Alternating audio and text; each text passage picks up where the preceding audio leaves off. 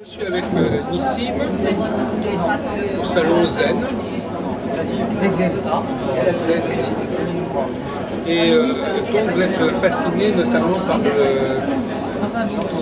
jeu des lettres, des mots, des valeurs numériques. Vous avez appris ça comment? De la maître? Non, pas de maître. Parce qu'il y a des choses qui sont connues. Il y a des choses qui sont connues, c'est des choses que j'ai apprises avec des amis, dans des livres. C'est des livres comme ça. Par exemple, tous les dimanches, je sais, une fois par mois, j'assiste à une conférence où je cherche les mots de la Bible. C'est qui est-ce qui fait ça?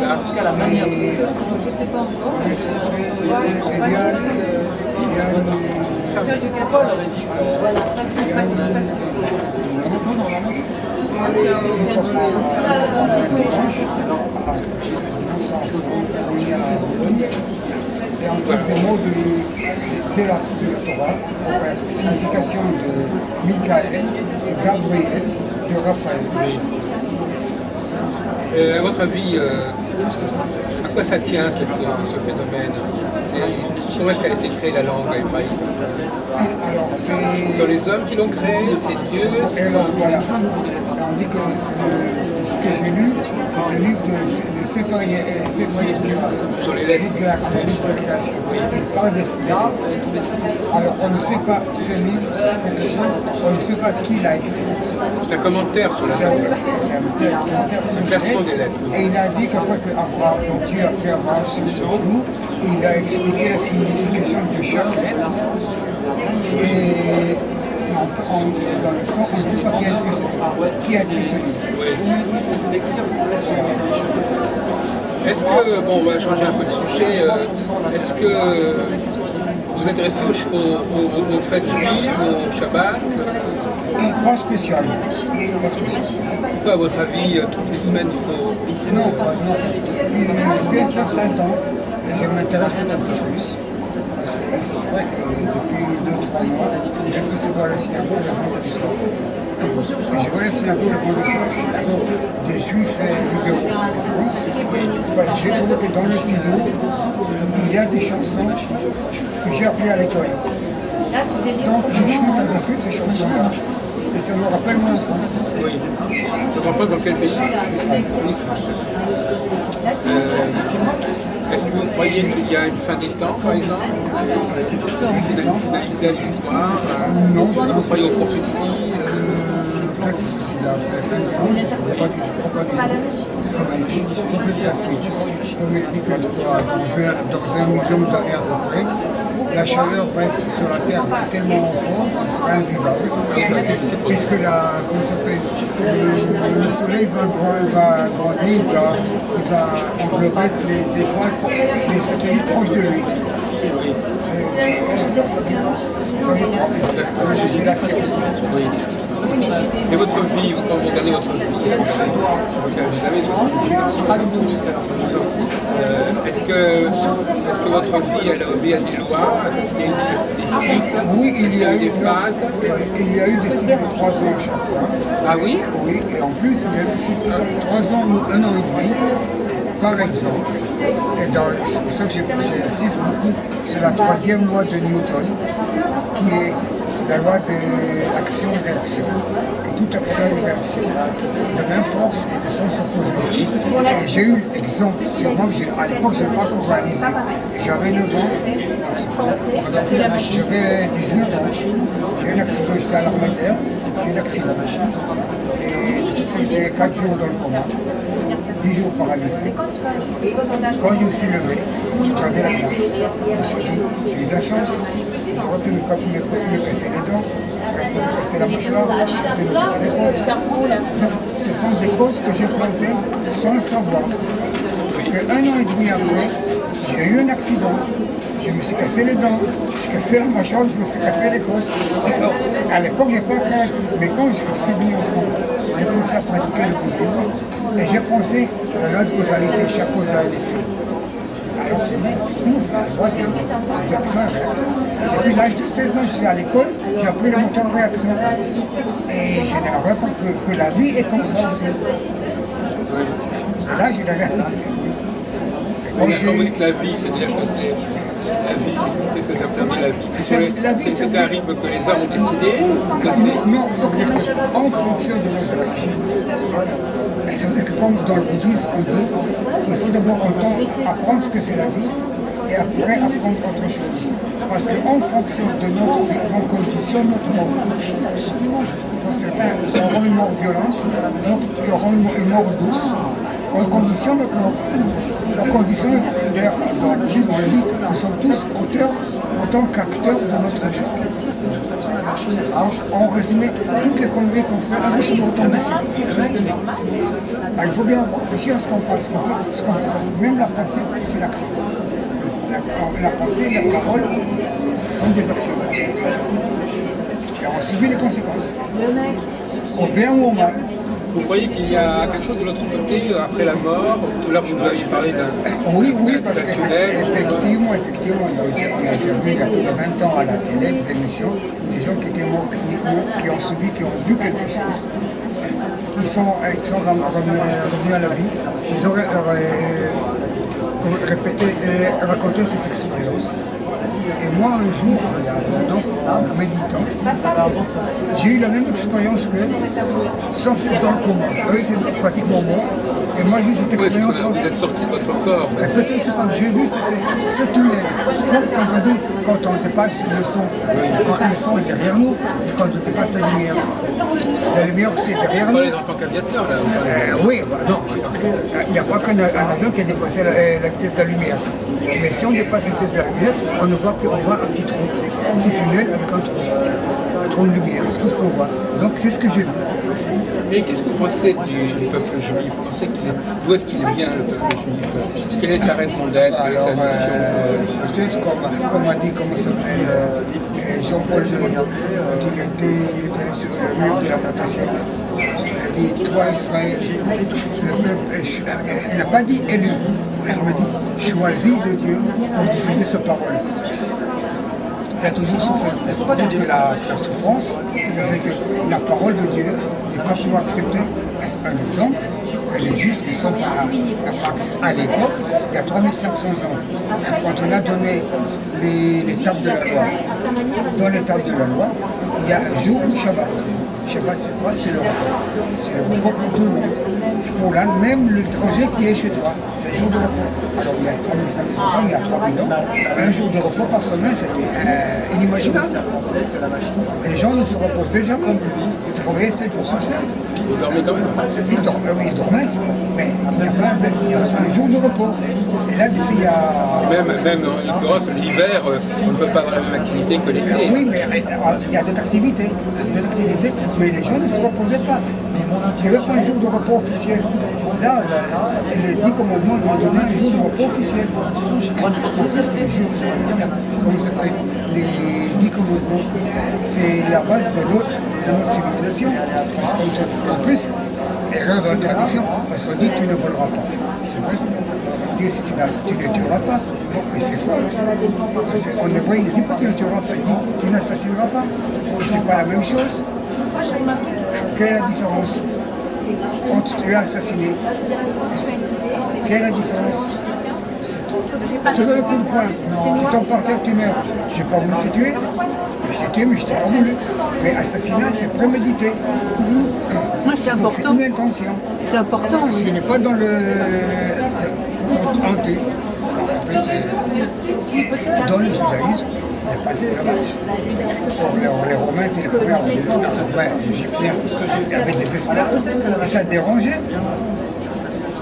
Donc le juif, il a toujours dérangé. En plus, on dit le juif intelligent. Je ne sais pas si c'est intelligence, mais en France, on va à l'école depuis Charlemagne, et encore, il y avait des riches. Mais le peuple il y a le bac existe depuis 200 ans. Or, le juif, depuis 3000 ans, il va à l'école. Comme l'histoire de Rabbi Akiva, qui était un berger illettré, et quand il voulait épouser la fille de son maître, il s'est engagé à étudier. Justement, Nissim, à propos de cette question, est-ce que vous quelle est la différence entre les hommes et les femmes à votre avis? D'abord, il y a une différence morphologique. Et en plus, on n'est pas identique, on est complémentaires. Vous précisez un peu? Un homme n'est pas une femme. D'abord, la psychologie d'une femme n'est pas la psychologie de l'homme. Bon, expliquez-nous alors, justement. Parce que les hommes pensent certaines choses que les femmes pensent autre chose. Un homme, quand il voit une femme, en général, quand elle lui plaît, il pense dire au sexe. La femme ne pense pas ça. Mais par contre, mais on est complémentaires. On ne peut pas avoir un sans l'autre. D'ailleurs, l'homme, l'être humain n'est pas solidaire. Oui, mais alors complémentaire, il n'y a pas d'égalité. Non, alors Où se situe le problème d'égalité? Devant la loi, on est égaux. Devant la loi, on est égaux. La loi de l'univers, devant la loi, on est égaux. Il y a toujours l'action et réaction, il y a toujours cause et effet. Là, on est égaux. Bon, on n'est pas égaux du fait, morphologiquement déjà. Une femme a des seins, moi j'ai pas de seins. Et donc, l'homme a ses combats, la femme c'est en haut, c'est en bas. Donc on n'est pas égaux, à ce point de vue on n'est pas égaux. Mais on est complémentaires. Parce qu'un homme ne peut pas vivre sans une femme, sans rare. Ou une femme a du mal à vivre sans un homme. Vous justement sur ce sujet, vous avez des choses à nous dire, Gisèle? Non, avec le non, continue, non. Bon, alors vous pouvez nous dire quelque chose, même sans être filmé? La question Non, mais de il n'a pas tellement... Bon, la question de l'homosexualité, puisqu'on est dans l'égalité et, disons, différence, entre guillemets. Quelle est votre approche de l'homosexualité? Bon, les hommes sont libres. Si on les a paxés, c'est très bien. Ils sont paxés, d'accord. Ils ont les mêmes droits que des autres, forcément. Mais le mariage, pour moi, ce mariage, c'est un homme et une femme. D'ailleurs, le mari, c'est un homme et une femme. Alors, et je suis aussi contre... vous avez vécu en couple vous-même? Oui. Mais vous ne pouvez pas être un peu plus développé, détaillé sur ce qui vous distingue de votre femme? Quels sont les défauts qu'elle a en tant que femme, à votre avis? Qu'est-ce qui manque à une femme? Vous parlez de complémentarité, ça veut dire qu'il manque quelque chose à l'autre. Donc qu'est-ce que vous lui apportez à votre femme? Sexuellement, il manque quelque chose. Non, mais parce que je ne parle pas de sexuellement. On n'a pas les mêmes approches, les femmes ont plus de tendresse. J'ai plus de tendresse que les hommes, un petit peu moins. Il y en a aussi, mais un peu moins. Non, mais est-ce que leur cerveau fonctionne de la même manière? Non, pas tout à fait. Bon, alors justement, expliquez-nous des choses plus précises. Alors, je ne suis pas psychologue pour rentrer dans le cerveau, mais je sais que les cerveaux ne fonctionnent pas de la même façon. Parce que Jacques, il est très sévère à l'égard des femmes. Oui, très sévère. Jacques est très sévère à l'égard des femmes. Oui, je crois que c'est un sujet, on ne peut pas en parler comme ça trop légèrement. C'est vrai. Il y a des différences qui sont très importantes. Oui. Et les femmes doivent être plus conscientes de leurs lacunes. D'ailleurs, je pense que les femmes, si on se réfère à Windows, que Windows est devenu multitâche à partir du moment où les ordinateurs ont deux processeurs, un double processeur. Jusqu'à maintenant, Windows n'était pas multitâche, monotâche, et parce qu'il faisait d'autres tâches dans les interruptions du processeur. Mais actuellement, comme il y a les doubles processeurs, donc Windows peut être multitâche. Et une femme est plus multitâche que l'homme. Oui. Une femme peut se connecter avec son être inconscient plus facilement que l'homme. Une femme a cette faculté-là que l'homme n'a pas. Elle a très peu. Parce que notre inconscient, à la naissance, qu'est-ce qu'on a? On a le tout. On a l'inconscient, on a, comme on dit en espagnol, avec la naissance. Connaissance, c'est avec la naissance. Donc c'est la connaissance. Ce qu'on apprend après, c'est la connerie. Parce qu'on dit l'intuition est universelle. L'intuition est universelle. Le raisonnement n'est pas universel. Tu as un raisonnement que moi je n'ai pas. Une femme a un raisonnement qu'un homme n'a pas. Un Chinois n'a pas le même raisonnement qu'un Français. Mais l'intuition est universelle. La parole, tu as l'intonation. L'intonation est universelle. Un chien comprend l'intonation, ne comprend pas la parole. Tu vas lui dire t'es gentil, tu as une bonne intonation. Tu l'engueules, tu lui dis tu es gentil, il ne comprend pas, il a peur, il s'enfuit. Parce qu'il ne comprend pas la parole, mais il comprend l'intonation. Alors, à la naissance, on a la connaissance. Après, on a la connerie. On apprend des choses qui ça veut comment raisonner. Il y a rentable. Oui, on a surtout alors, tel raisonnement. On est dans la rentabilité. Alors, dans la rentabilité, pour être plus rentable, pour avoir des actions, là, monter les frais d'actions, on licencie les gens. Là, par exemple, je ne sais pas si tu connaissais l'histoire du golem, la philosophie du golem. Parce que le golem, c'était un robot qui devait faire les travaux, les tâches fastidieuses de l'homme, pour que l'homme se consacre à l'étude. Aujourd'hui, il y a des robots. Les hommes, on les met à la porte. Il n'a plus de travail, il ne gagne plus rien. Oui. Alors justement, toi tu es né dans la langue hébraïque en fait, c'est ta langue maternelle. Oui, attends, en écrit, parce qu'en parole, j'ai commencé à parler français, avant de parler l'hébreu. Oui, parce que les parents ne savaient pas l'hébreu. Donc, mon père me récitait la Sina et la fourmi. Ils ont immigré, ils sont allés en Israël. Oui, mais tous les juifs turcs parlaient français. Oui. Ma grand-mère était à l'école allemande à Istanbul, mais elle parlait français. Sa cousine était allée à l'école américaine, mais elle parlait français. Mais mon grand-père perfectionné en français. Il a appris déjà en Talmud Torah, il a appris l'hébreu. Et il s'est perfectionné en turc et en français. Quand il est venu, d'abord, il a été envoyé, comment ça s'appelle? Il a fait la faculté de droit à Istanbul. Et il a continué à Izmir pour travailler comme avocat. Et l'armée l'a embarqué. On l'a envoyé comme officier dans l'infanterie en Palestine. Et quand les Turcs ont été chassés par les Britanniques, il a quitté l'armée. Il est retourné à Istanbul, il a quitté l'armée, il est revenu en Palestine. Il était avocat numéro 3 à Tel Aviv. Est-ce que dans le barreau numéro 3? Donc, il a traduit beaucoup de livres d'hébreu en français. Comment il s'appelait? Baruch Naé. Naé? Oui. Il a traduit beaucoup de livres d'hébreu en français. Et donc mes parents me parlaient français. Et c'est pour ça que mon père me récitait à la cigale fourmi qu'à l'âge de 43, à l'âge de 3 ans, j'ai tous les copains turcs et bulgares qui parlaient français, j'ai récité la cigale à fourmi, le corbeau et le renard. Et après que je commençais à aller à l'école, enfin, le gars ce qu'il appelle le matin, je commençais à apprendre l'hébreu. Avec des copains, je parlais l'hébreu. À la maison, je parlais français. Jusqu'à l'âge de 14 ans, je parlais français à la maison. À l'école, c'était l'hébreu. Voilà.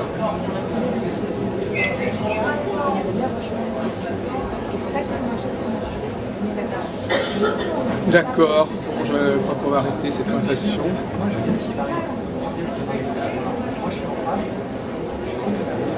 Donc, bon, pour terminer, alors l'astrologie, qu'est-ce que tu en penses de l'astrologie? Qu'est-ce que tu le reproches ou qu'est-ce que tu... Je le reproche, mais je pense qu'il faut déjà connaître parce que c'est une déduction. Si tu prends par exemple le roi Salomon, était un astrologue. Parce qu'il menait sa politique d'après les astres. Donc il faut connaître. Oui, je ne sais pas si à mon âge, je vais encore avoir le temps d'apprendre l'astrologie, mais j'y crois parce que il y a les astres qui changent, comme notre vie change, les astres changent et ils préviennent certains phénomènes. À ton avis, pourquoi est-ce que les hommes sont sensibles aux astres? Je ne peux pas te dire. Est-ce que c'est quelque chose qui est vrai, qui a une valeur universelle, ou est-ce que c'est les hommes qui ont décidé de se conformer aux astres? Je pense que c'est peut-être universel parce qu'on parle des astres, depuis des temps, je ne sais même pas si c'est l'Égypte, depuis que je connais déjà les astres, le grand prêtre, le grand Cohen, Aaron, le grand Cohen, il avait sur sa poitrine une plaque avec les 12 signes du zodiaque. Donc ça veut dire quelque chose. Oui, ça ne veut pas dire, ça ne nous dit pas d'où ça vient. Non, ça je ne peux pas te dire. Mais alors, Je ne connais pas l'histoire de l'astrologie, mais oui. Mais j'ai vu, genre, comme j'ai le Sefer Yetzira, on parle aussi effectivement, on dit que les Gémeaux a double personnalité, parce que là il dit pas tout à fait double personnalité, parce qu'il y a il y a un conflit entre les Gémeaux, il y a un conflit entre ses réalisations et ses idées. Il a plus d'idées qu'il n'a pas toujours réalisées. Vous voulez dire quelque chose, Gisèle? c'était pas sur l'astrologie, c'était pour l'origine des Juifs, avec la tradition qui parle d'Élohim, qui venait d'ailleurs. Ah oui. Comment vous le percevez? D'ailleurs, pourquoi il y a Elohim? Parce que normalement, au singulier, c'était Eloah. Et là, Elohim, c'est au pluriel. Alors pourquoi, je ne sais pas. Mais par contre, il y a un ami qui a fait une recherche. D'ailleurs, comment ça s'appelle? Il y a 3 archéologues juifs français qui ont travaillé pendant 30 ans. Et ils ont constaté qu'à leur avis, Abraham était tout un pharaon. Et j'ai, comment ça s'appelle, un copain qui a fait beaucoup de recherches sur les hiéroglyphes. Il dit donc, comment ça s'appelle? Il dit que Champollion était au courant, mais il est mort trop jeune, que les Juifs viennent d'Akhenaton et de Nefertiti. Et comme ils étaient monothéistes, ils ont été chassés d'Égypte. Ce n'était pas une pensée qui était valable à l'époque, à cette époque-là. Donc ils ont été chassés d'Égypte.